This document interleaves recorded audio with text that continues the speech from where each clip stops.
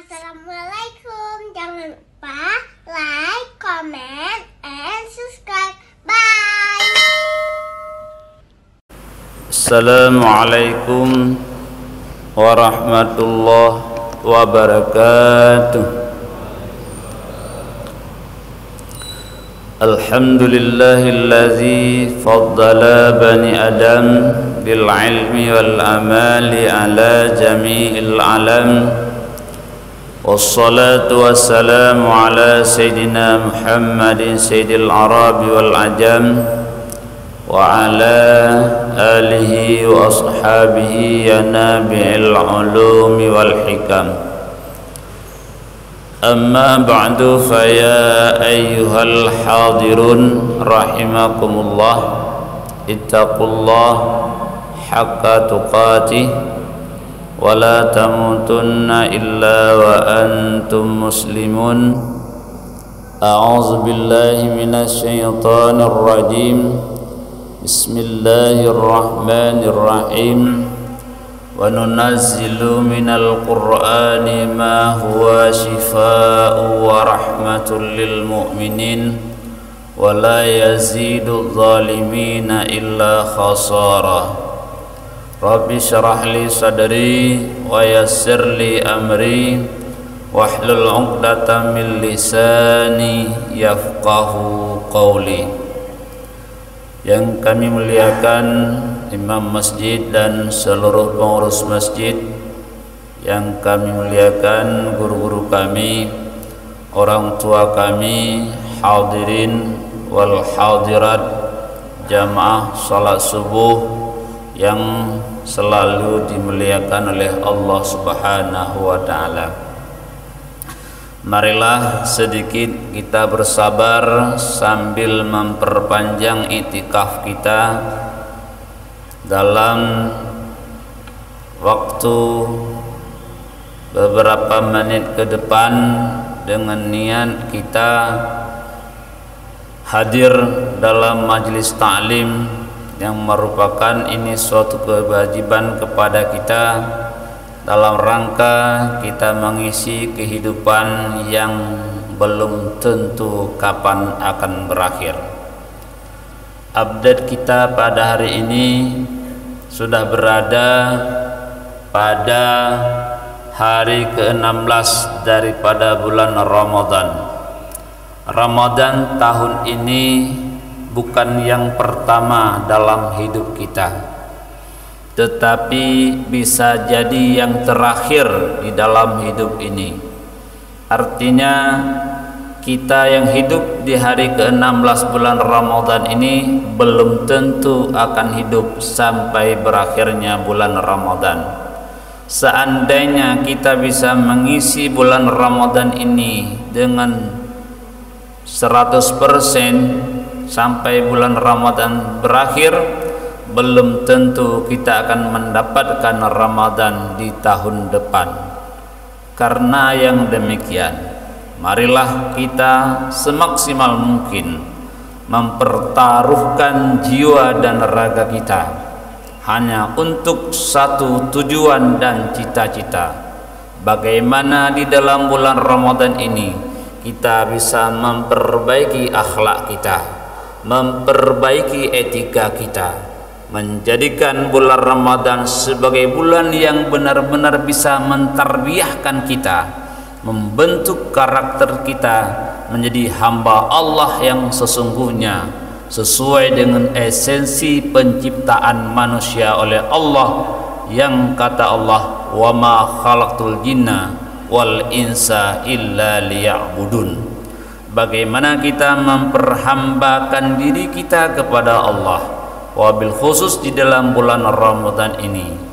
Nah, hari ke-16 sebagai momentum kita menjemput malam nuzulul Quran, yang kebanyakan dan mayoritas bangsa Indonesia merayakan nuzulul Quran pada malam yang ke-17, tepatnya nanti malam. Sekalipun ada juga pendapat yang mengatakan bahwa nuzulul Quran itu pada 24 Ramadan dan ada juga pendapat yang mengatakan nuzulul Quran itu pada tanggal 27 Ramadan. Tetapi mayoritas kita rakyat Indonesia memperingati nuzulul Quran adalah pada malam yang ke-17. Tetapi perbedaan tanggal dengan riwayat-riwayat yang berbeda, yang kesemuanya itu punya dalil dan alasan yang kuat, tidaklah menjadikan kita menjadi luntur dan kurang semangat dalam memperingati nuzulul Quran, karena sifatnya itu tidak terlalu menjadikan sebuah prinsip. Tetapi bagaimana tahun ini kita jadikan momentum nuzulul Quran, kita selimutkan jiwa dan raga kita dengan Al-Quran. Bagaimana Al-Quran bisa menjadi penawar bagi kita, bagaimana Al-Quran bisa menjadi dalil bagi kita, bagaimana Al-Quran itu menjadi sebuah regulasi dalam membentuk hidup kita, menentukan langkah dan gerak kita ke depan. Sehingga sebagaimana sabda Nabi sallallahu alaihi wasallam saat ditanya bagaimana tentang akhlak Rasulullah menjawab, khuluquhu Al-Quran. Adalah akhlaknya Rasulullah adalah Al-Quran. Berbicara Rasulullah, bergerak Rasulullah, diam Rasulullah, makan Rasulullah, minum Rasulullah, itu tercermin sebagaimana yang termaksud di dalam Al-Quran. Kaum muslimin wal muslimat rahimakumullah, mungkin sebelum Ramadan tiba kita bisa melihat bagaimana hidup kita, bagaimana akhlak kita, karena yang lebih tahu dengan kita adalah kita sendiri. Nah, bisakah kita merubah diri? Bisakah kita jadikan bulan Ramadan ini yang akan mendidik kita? Ini tergantung kepada mindset dan pemikiran yang ada pada kita. Kaum muslimin rahimakumullah, berbicara tentang bulan Ramadan memang tidak akan pernah habis-habisnya. Bulan Ramadan, bulan impian semua para aulia, hatta kepada nabi-nabi sebelumnya.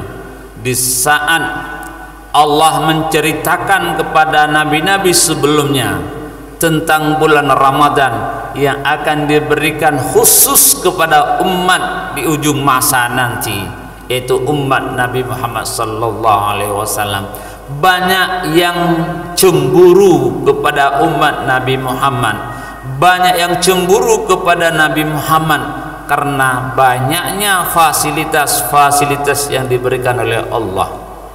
Di antara lain inilah bulan Ramadan, turunnya Al-Quran dalam bulan Ramadan menjadikan bulan Ramadan itu sangat istimewa. Allah mengatakan sebagaimana yang kita baca tadi tentang kelebihan Al-Quran, wa nunazzilu minal Qur'ani ma huwa shifaa'u wa rahmatul lil mu'minin. Al-Quran ini menjadi penawar, Al-Quran ini menjadi obat, Al-Quran ini menjadi rahmah, kasih sayang, menjadi sebab kasih sayang Allah untuk kita mencari ridha Allah, untuk kita menggapai kasih sayang Allah, untuk kita mengharap cinta Allah. Wasilahnya lewat Al-Quran menjadi rahmah.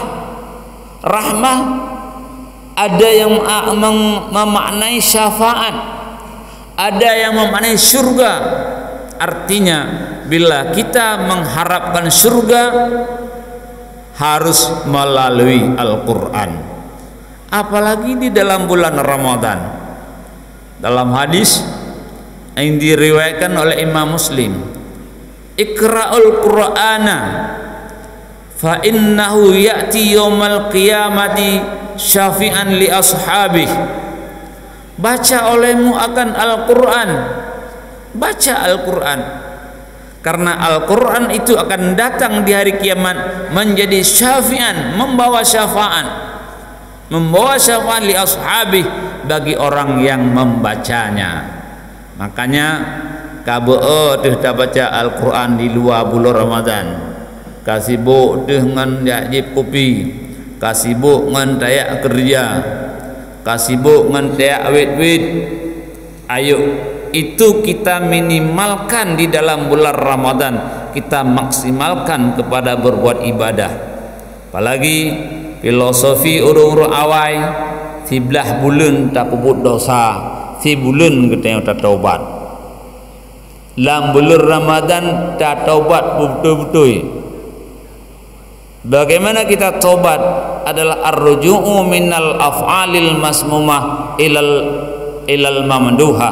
Kembali kita meninggalkan segala pekerjaan yang dicelakan oleh Allah, melakukan semua pekerjaan yang dimuliakan oleh Allah, yang dipuji oleh Allah. Kaum muslimin rahimakumullah. Juga berbicara tentang kelebihan Al-Quran. Ada dialog Allah dengan Nabi Musa.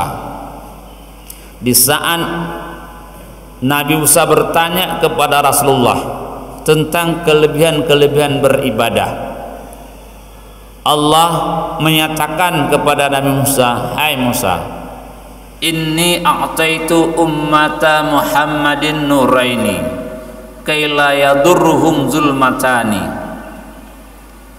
Hai Musa, aku akan memberikan dua cahaya kepada umat Muhammad agar dua cahaya itu menjadi sebab untuk terlepasnya mereka itu dari dua kegelapan. Kita akan menghadapi dua kegelapan dan itu pasti, tidak diragukan. Nabi Musa bertanya, "Man nurani ya Allah?" Qala Allah, nuru Quran wa nuru Ramadan. Man dzulmatani ya Allah? Qala Allah, nurul qabri, dzulmul qabri wa dzulmul qiyamah. Jadi apa dua cahaya itu ya Allah? Yang pertama nurul Ramadan, cahaya bulan Ramadan. Yang kedua nurul Quran, cahaya Al-Quran. Man zulmatani, apa dua kegelapan itu ya Allah? Zulmatul qabri wa zulmatu yaumil qiyamah. Yang pertama gelapnya alam kubur, yang kedua gelapnya yaumul qiyamah. Ada dua kegelapan, zulmatul qabri, alam kubur. Kubur adalah asbatu fil ard, satu lubang pada bumi. Tetapi yang dimaksudkan di situ adalah alam barzah.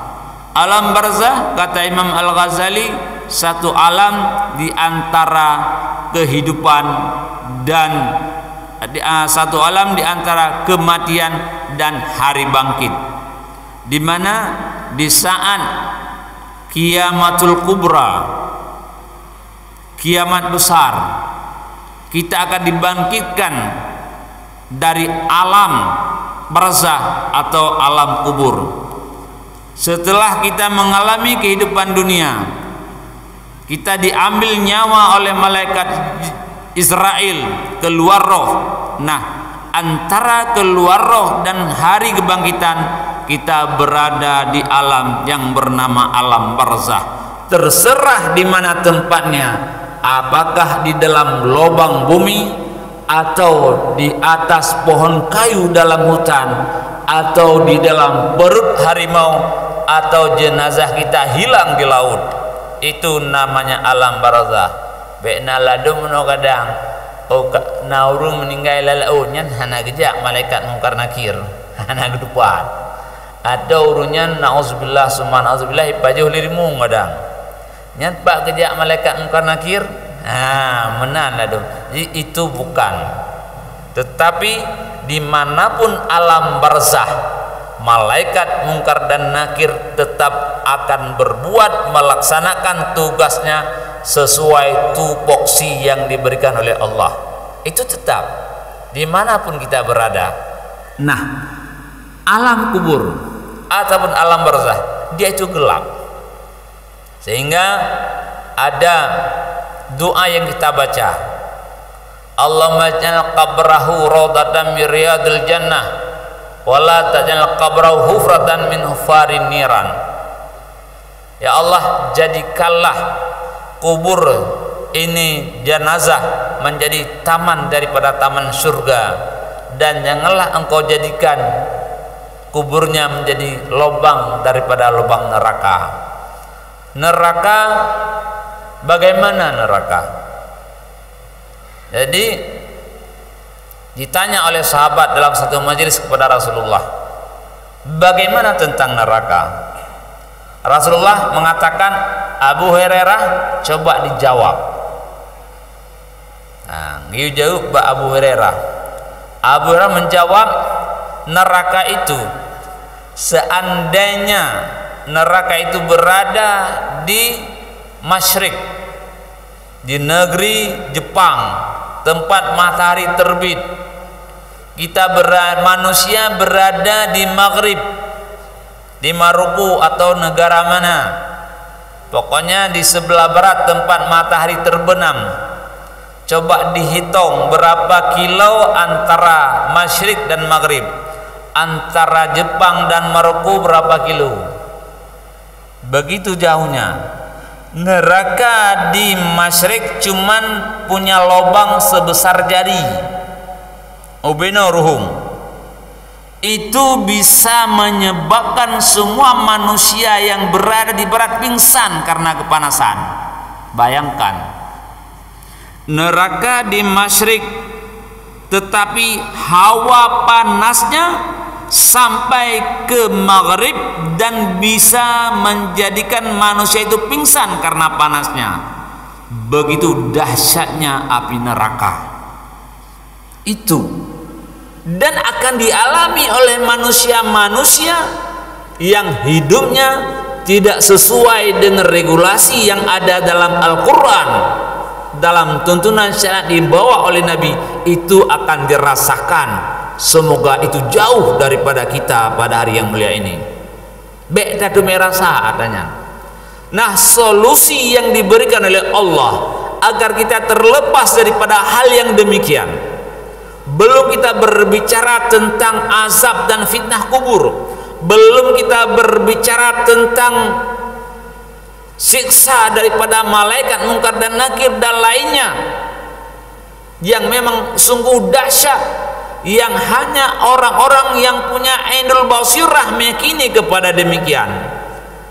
Sangat banyak di antara kita sekalipun tahu dan mengerti tetapi tidak punya kesadaran akal yang demikian, sehingga kematian yang selalu kita lihat tiap hari, orang meninggal yang kita lihat setiap hari, bahkan kita datang, bahkan ke alam kubur kita datang, ke pemakaman kita datang, toh tetap tidak bisa menjadi pelajaran bagi kita, tidak bisa merubah pola hidup kita. Mubah, walaupun dah depu kita akan tetap menggelam kubunya.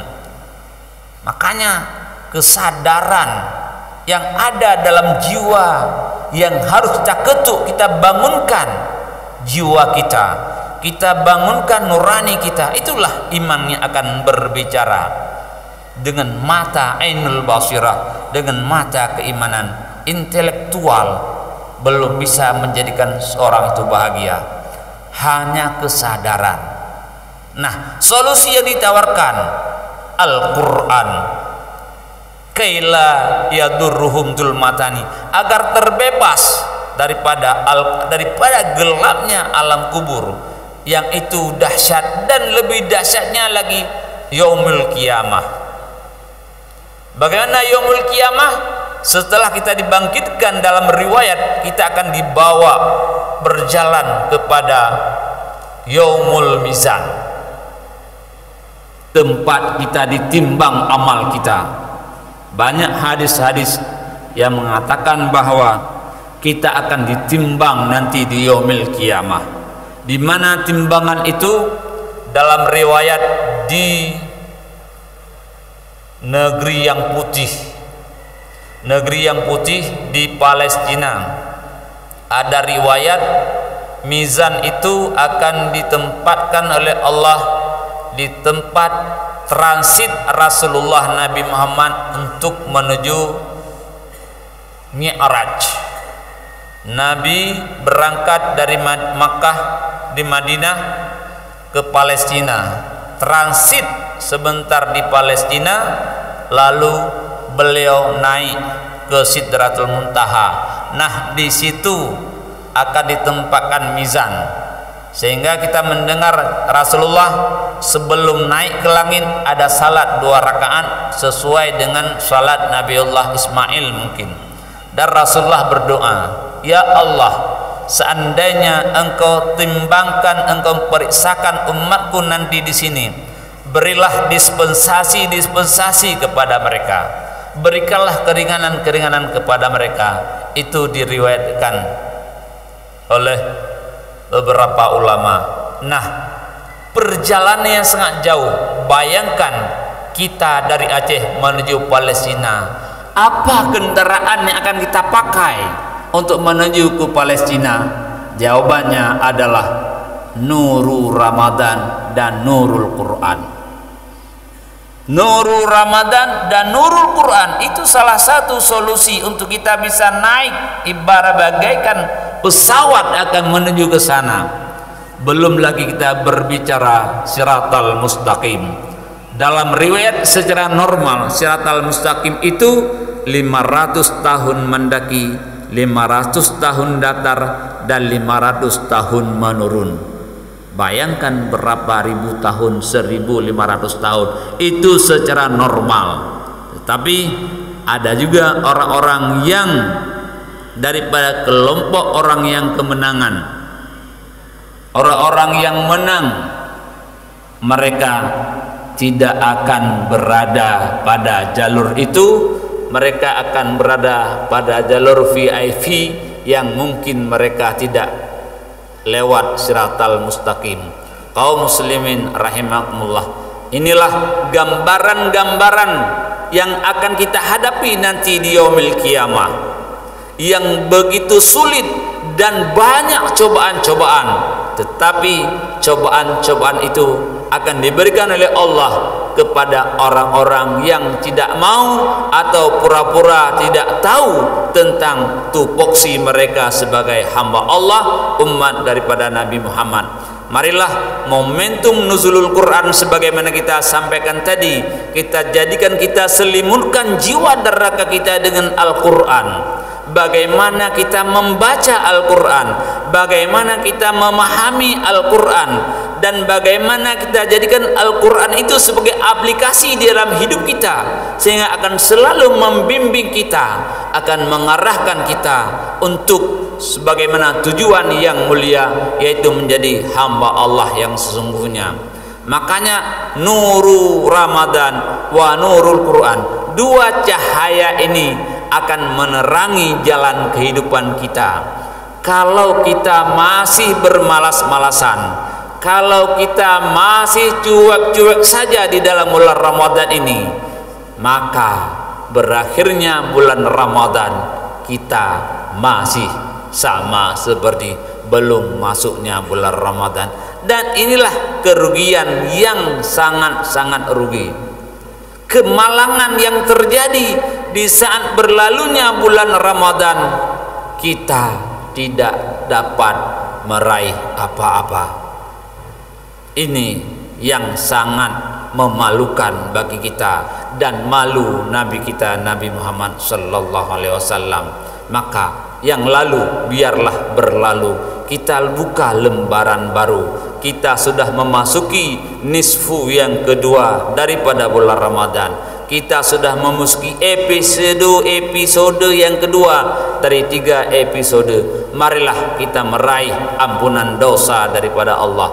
Marilah kita meraih ridha Allah dengan memperbanyak Al-Quran. Demikian tausiah kita pada subuh yang mulia ini. semoga menjadi sugesti dan memberikan semangat kepada kita, bisa mengetuk jiwa kita, bisa membangun jiwa kita yang akan menjadikan kita diridai oleh Allah dan dicintai oleh Nabi Muhammad. Amin amin ya rabbal alamin. Demikian, lebih kurang kami mohon maaf. Wallahul muwaffiq ila aqwamit thariq. Assalamualaikum warahmatullahi wabarakatuh. Terima kasih.